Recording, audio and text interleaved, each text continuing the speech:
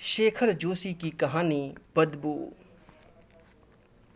एक साथी ने उसकी परेशानी का कारण भांप लिया था।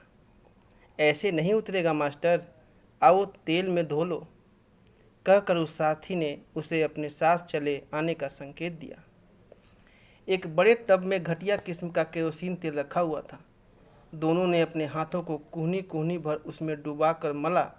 अब हथेलियों और बाहों में लिपटी सारी चिकनी कालिक धुल गई थी, परंतु उसे लगा जैसे दोनों हाथों में अदृश्य चींटियां रेंग रही हों। केरोसिन तेल की गंध के कारण उसका जी मिचला उठा। इस खींच और गंध से मुक्ति पाने के लिए वह नल की ओर चल दिया। अंतिम सायरन बज चुका था। पानी के प्रत्येक नल पर 20 कामगार घिरे हुए थे। कुछ लोग हाथों में साबुन मल रहे थे और शेष मल चुकने पर हाथों को पानी से धोने के लिए अपनी बारी की प्रतीक्षा कर रहे थे। उसे देखकर सबकी अजनबी निगाहें उसकी ओर लग गई। एक दो मजदूरों ने सौजन्य प्रदर्शन के लिए अपनी बारी आने से पहले ही उसे पानी देने को बढ़ावा दिया। किंचित संकोच के बाद उसने आगे बढ़कर पानी ले लिया। यह संकोच स्वाभाविक था। अपनी बारी आने से पहले पानी लेने का प्रयत्न करने वालों को उत्साहित करने की इच्छा किसी के मन में न थी।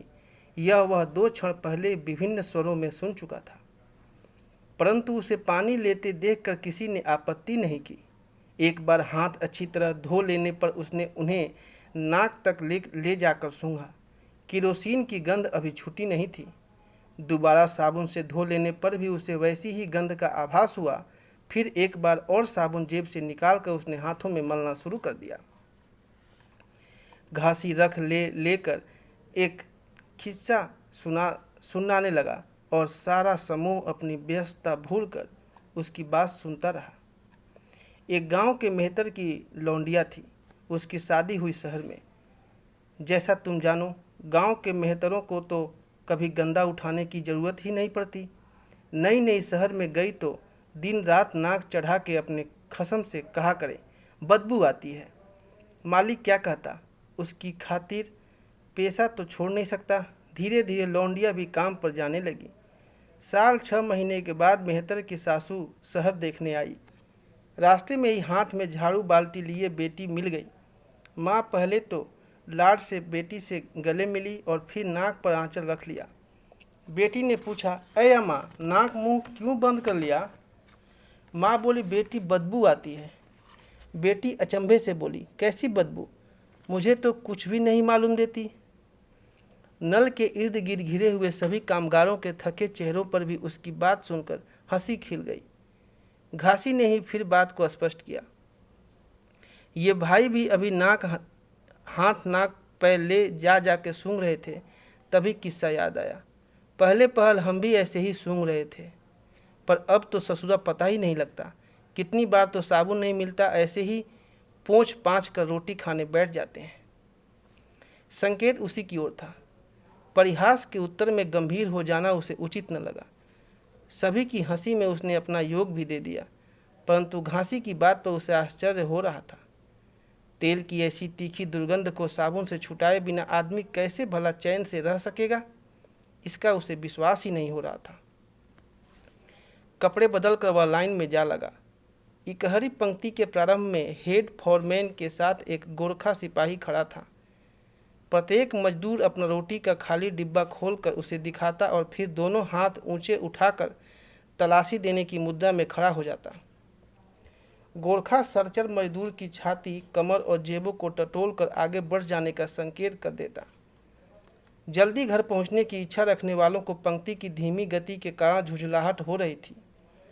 इसी झुंझलाहट में कभी कभी लोग पंक्ति में अपने से आगे वाले व्यक्ति को ठेल देते। बीच बीच में मोटा फोरमैन उनकी इस जल्दबाजी की कोई भद्दी अश्लील व्याख्या कर हंस देता था। उसे फोरमैन का यह व्यवहार अच्छा नहीं लगा, परंतु उसने सुना पंक्ति में से ही कोई कह रहा था, फोरमैन जी भी बड़े रंगीले आदमी हैं। सम्मति प्रकट करने वाला एक अधेड़ उम्र का व्यक्ति था, जो अब भी कृतज्ञतापूर्ण दृष्टि से फोरमैन की ओर देख रहा था कि जैसे फोरमैन ने यह मजाक करके उन पर बड़ी कृपा कर दी हो। उसकी तलाशी देने की बारी आ गई थी।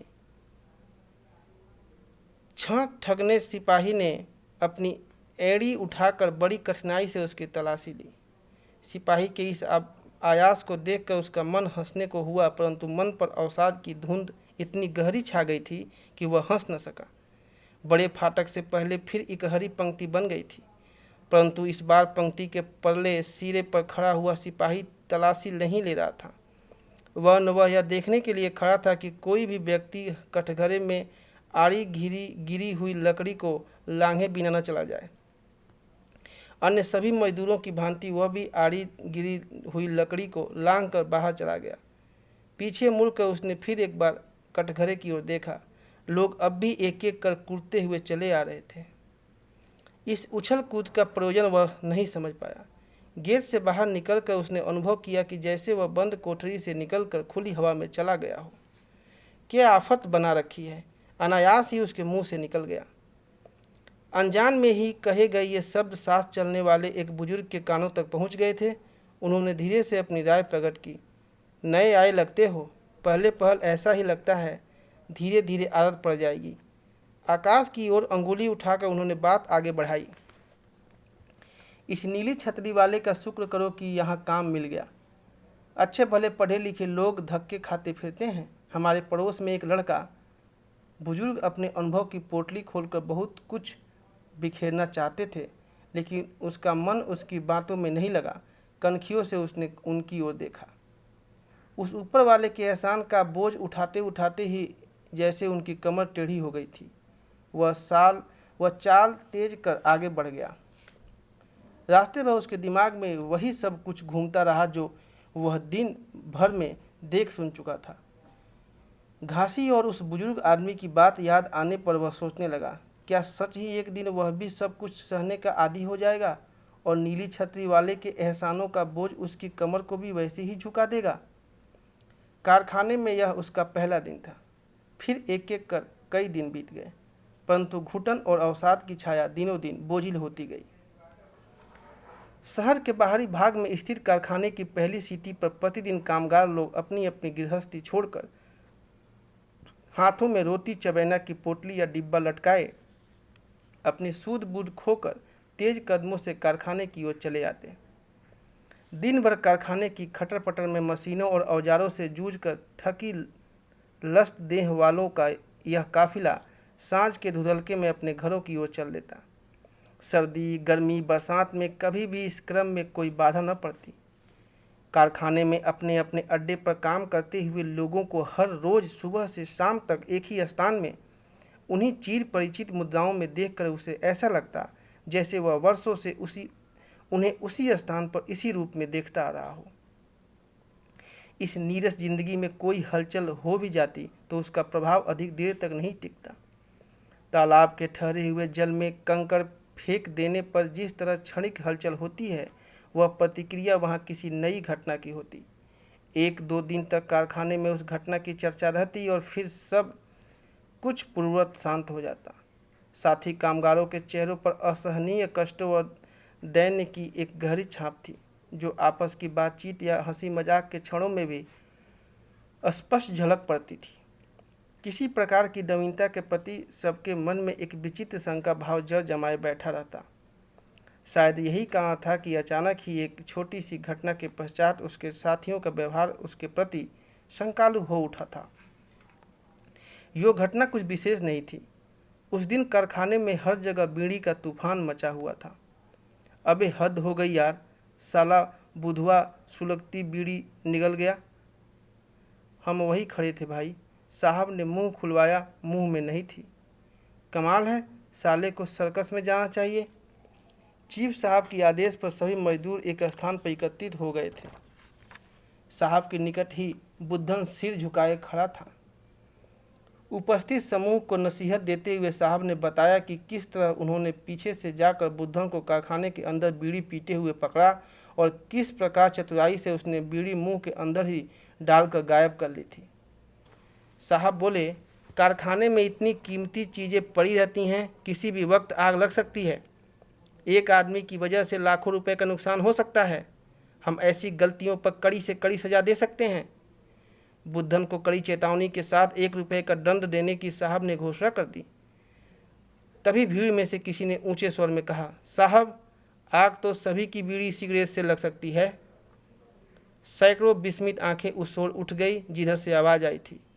साहब कुछ कहे इससे पहले वही व्यक्ति फिर बोला, अफसर साहबान तो सारे कारखाने में मुंह में सिगरेट दाबे घूमते रहते हैं। भीड़ में एक भयानक खामोशी छा गई। इस मुंहजोर नए आदमी की उदंडता देखकर साहब का मुंह तमतमा उठा। बड़ी कठिनाई से उन्हें मुंह से निकला, ठीक है, हम देखेंगे। और जाते जाते उन्होंने तीखी दृष्टि से उसकी ओर देखा, जैसे उसकी मुखाकृति को अच्छी तरह पहचान लेने का प्रयत्न कर रहे हों। चीफ साहब अपने चैम्बर की ओर चल दिए। भीड़ छट गई। हवा में चारों ओर कानाफूसी के विचित्र स्वर फैलने लगे। बुद्धन की ओर से हटकर लोगों का ध्यान अब उसकी ओर केंद्रित हो गया था। उस दिन छुट्टी के बाद लौटते हुए 2-3 नौजवान उसके साथ हो लिए।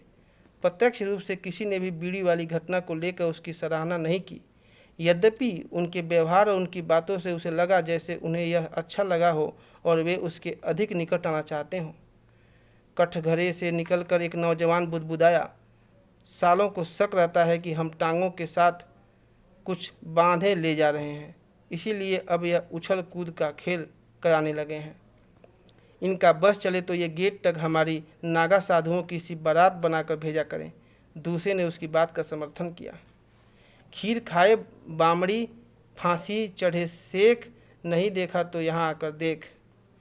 छोटे साहब की गाड़ी के पिस्टन अंदर बदले गए हैं, खुद मैंने अपनी आंखों से देखा, पहले वाले व्यक्ति ने आवेश में आकर कहा। चुप, दूसरे नौजवान ने फुसफुसा कर उसे टोक दिया। टेलीफोन जा रहा है। एक चुस्त चालाक आदमी उनके साथ साथ चलने लगा था। तभी दोनों जवानों ने अपनी बीवियों के बारे में बातें शुरू कर दी। इस घटना के बाद कुछ लोगों की दबी दबी सहानुभूति पा जाने पर उसे ऐसा अनुभव हुआ जैसे किसी अंधेरे बंद तहखाने में प्रकाश की हल्की किरण का आसरा उसे मिल गया हो। पर सभी कामगारों की आंखों में सहानुभूति का यह भाव नहीं था। अनेकों सहकर्मी इसी घटना के पश्चात उसके प्रति रूखा व्यवहार करने लगे थे, और कुछ ऐसा भी आंखें थी जिनमें अचानक ही ईर्ष्या और उपेक्षा की भावना उभर आई थी। ऐसी ही एक जोड़ा आंखें एक दिन छुट्टी के बाद मार्ग में बहुत दूर तक उसका पीछा करती रही थी। उसे लगा जैसे साथ में चलने वाला वह व्यक्ति उससे कुछ कहने के लिए अकुला रहा है। उन दोनों के साथ साथ मजदूरों का झुंड हाथों में थैला या टिफिन का खाली डिब्बा लटकाए चला जा रहा था। एक नई उम्र के शरारती कारीगर बीरू ने अपने से आगे चलने वाले अधेड़ उम्र के लाल मरी के कुर्ते का पिछला हिस्सा उठाकर सिगरेट के खाली पैकेट में फंसा दिया था। पीछे चलने वाली भीड़ लाल मरी के कुर्ते की पूंछनुमा बनावट और इस संबंध में उसकी अज्ञानता का आनंद ले रही थी। तभी किसी ने उसके हाथ चलने वाले आदमी को लक्ष्य कर आवाज़ दी। नेताजी, जयराम जी की। साथ चलने वाले व्यक्ति की ईर्ष्यालु दृष्टि का रहस्य उसके समझ में आ गया। उत्तर में नेता ने व्यंग्यपूर्ण स्वर में कहा, काहें सुमंदा करते हो भाई, अब तो कारखाने में बड़े बड़े नेता पैदा हो गए हैं, हम किस खेत की मूली हैं। जिस बात की उसे आशंका थी वही हुआ। शायद रात की सारी रिपोर्ट चीफ साहब के पास पहुंच गई थी। चपरासी ने साहब के कमरे का द्वार खोलकर उसे उनके सामने पहुंचा दिया, फिर द्वार पूर्ववत बंद हो गया।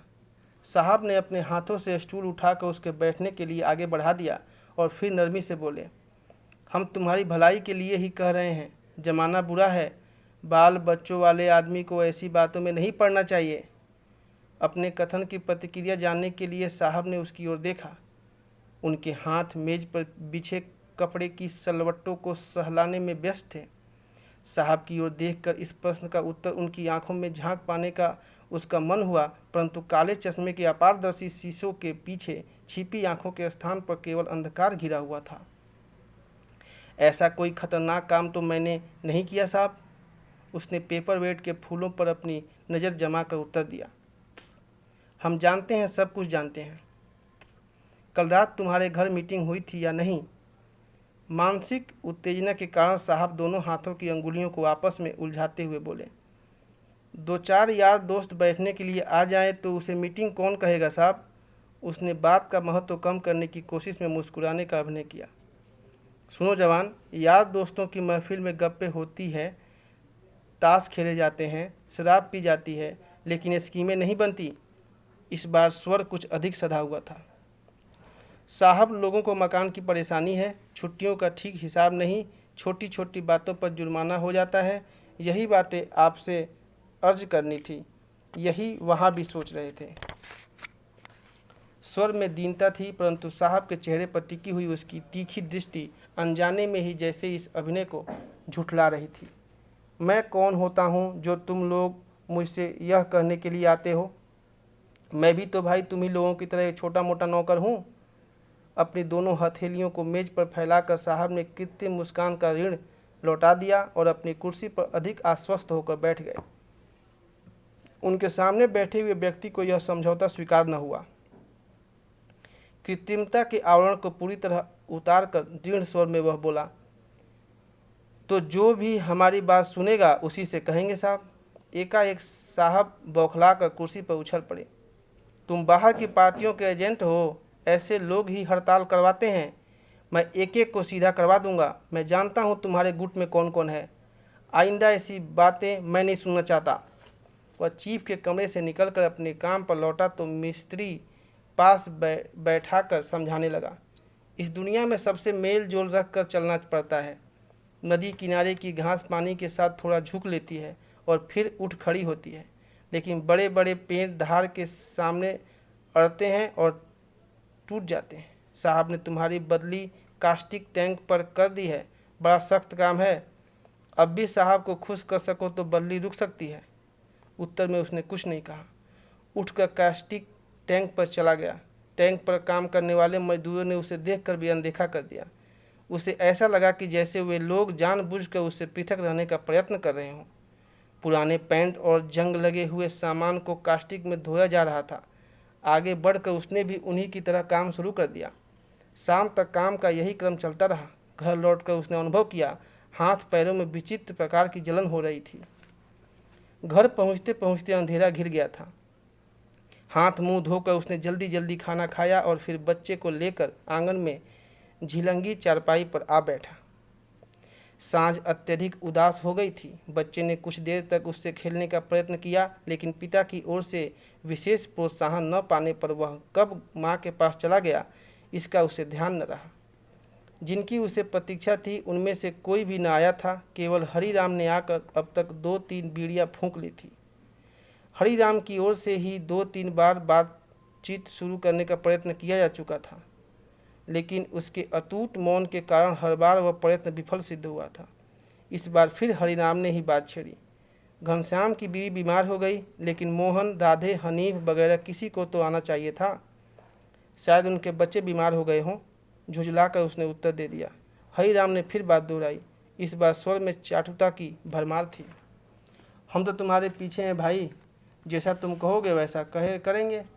मैं तो ठीक टाइम पर आ गया था, देख लो। तुम ही ठीक टाइम पर न आओगे तो चीफ साहब को रिपोर्ट कौन देगा? हरिराम की ओर उपेक्षापूर्ण दृष्टि डालकर घृणा से उसने कहा और अपनी साइकिल उठाकर बाहर चल दिया। उसके विरुद्ध कब कौन सा षड्यंत्र रच दिया जाए इसका उसे संदेह रहने लगा था। छुट्टी होने पर उसने शीघ्रता से थैला कंधे पर डाला। दोपहर में उसने सब रोटियां खा ली थी, पर आज थैला अन्य दिनों की अपेक्षा कुछ भारी था। विस्मय से उसने रोटी के डिब्बे को खोलकर देखा। एक कागज के कुछ पुर्जे लिपटे रखे थे। उसने अनुभव किया कि उसके हृदय की धड़कन तेज हो गई है। आवेश में उसकी मुट्ठी भींच गई, परंतु फिर संयत होकर उसने वह सामान पास ही अलमारी में डाल दिया। बाहर पंक्ति के पहले सिरे पर फोरमैन चिल्ला चिल्ला कर लोगों को अपने डिब्बे थैले खोल कर दिखाने का आदेश दे रहा था। उसकी बारी आ गई थी। फोरमैन ने स्वयं डिब्बा थैला हाथों में लेकर देखा। असंतोष के कारण उसका मुंह फीका पड़ गया। सर्चर को सबकी जेबें टटोलने का आदेश उसने दिया। उसकी जेबें भी स्वयं फोरमैन ने टटोली, परंतु फोरमैन के चेहरे पर फिर निराशा छा गई। जाते जाते उसने फोरमैन की ओर देखा। फोरमैन ने आंखें भूमि की ओर झुका ली थी। गर्व से छाती उठाकर वह बड़े गेट की ओर चल दिया। प्रातःकाल अंतिम साइरन हो जाने पर गेट बंद हो जाना चाहिए। फिर आधा घंटा उसके खोले जाने की प्रतीक्षा करनी पड़ती है, परंतु व्यवहारिक रूप से ऐसा नहीं होता। साइरन सुनकर दूर से पैदल आने वाले दौड़ लगाना शुरू कर देते हैं। साइकिलों के पैडल दुगुनी गति से चलने लगते हैं। लोग हाँफते हाँफते 2-3 मिनट में अंदर पहुंच पाते हैं। पकी उम्र के बड़े बूढ़े अंदर आकर घड़ी भर दम लेने के बाद ही हाजिरी पर जा पाते हैं। परंतु उस दिन वर्क्स मैनेजर ने सायरन के बाद ही गेट बंद करवा दी। वह गेट से 20-30 गज की दूरी पर ही था, परंतु वहां पहुंचने से पहले ही चौकीदार ने जाली खोल दी। अभी 20-25 आदमी और भी थे जो हाँफते हुए चले आ रहे थे। निकट आकर सभी उदास हो गए। आधा घंटा देर में आने का दंड 6-8 आना से कम नहीं होता। पिछली बार वेतन के दिन घर जाने पर पत्नी ने उससे पूछा था, कितने हैं? 54 रुपये 8 आने। अच्छा, मैंने पूरे 55 का हिसाब लगाया था। बबुआ की टोपी इस महीने भी रह गई। हाँफते हुए लोगों में से कितने के बबुओं की टोपी इस बार भी रह जाएगी, उसने सोचा। परंतु तभी उसने जो कुछ सुना उसे सुनकर उसे ऐसा लगा जैसे सारा दोष अकेले उसी का हो। वही झुकी कमर वाले बुजुर्ग हाँफते हुए कह रहे थे, घोड़े के पीछे और अफसर के आगे कौन समझदार जाएगा? एक आदमी का इतने लोगों का नुकसान हो गया। ऐसे लड़ने भिड़ने की ही जवानी बनी रखी हो तो आदमी दंगल करे, अखाड़े में जाए। नौकरी में तो नौकर की ही तरह रहना चाहिए। उसका मन हुआ कि बुजुर्ग के पास जाकर कुछ बात करे, पर न जाने क्यों वह ऐसा न कर सका। दिन भर वह यत्रवत काम करता रहा। थकने के कारण शरीर चूर चूर हो रहा था, परंतु बैठकर सुस्ता लेने को भी उसका मन नहीं हुआ। कैंटीन में जाकर उसने चाय ली और अनुभव किया कि चाय फीकी है। पहले किसी दिन ऐसी बात होती तो वह कैंटीन मैनेजर से शिकायत करता, परंतु आज आधी चाय छोड़कर चला आया। ग्रीज और तेल लगा हुआ सामान उठाने के कारण हाथ गंदगी से भर गए थे। सायरन की आवाज़ उसके कानों में पड़ी तो उसने काम बंद किया। ऐसा लगता था कि सायरन यदि किसी कारण से न बचता तो वह उसी प्रकार यत्रवत काम करता रहता। जल्दी जल्दी में उसने दोनों हाथ केरोसिन तेल में ढो डाले। साबुन का डिब्बा टटोल कर देखा तो वह खाली था। भूमि पर से थोड़ी मिट्टी उठाकर वह नल की ओर चल दिया। पिछले 3-4 महीनों की नौकरी में आज वह पहली बार मिट्टी से हाथ धो रहा था। भुरभुरी मिट्टी को पानी के साथ लगाकर उसने हाथों में मला और फिर दोनों हाथ नल के नीचे लगा दिए। पानी के साथ मिट्टी की पतली परत भी बह चली। दूसरी मिट्टी लगाने से पहले उसने हाथ को सूंघा और अनुभव किया कि हाथों की गंध मिट चुकी है। सहसा एक विचित्र आतंक से उसका समूचा शरीर सिहर उठा। उसे लगा जैसे आज वह भी घासी की तरह इस बदबू का आदी हो गया है। उसने चाहा कि वह एक बार फिर हाथों को सूंघ ले, लेकिन उसका साहस न हुआ। परंतु फिर बड़ी मुश्किल से वह दोनों हाथों को नाक तक ले गया और इस बार उसके हर्ष की सीमा न रही। पहली बार उसे भ्रम हुआ था। हाथों में केरोसिन तेल की बदबू अब भी आ रही थी। इसी के साथ कहानी समाप्त हुई।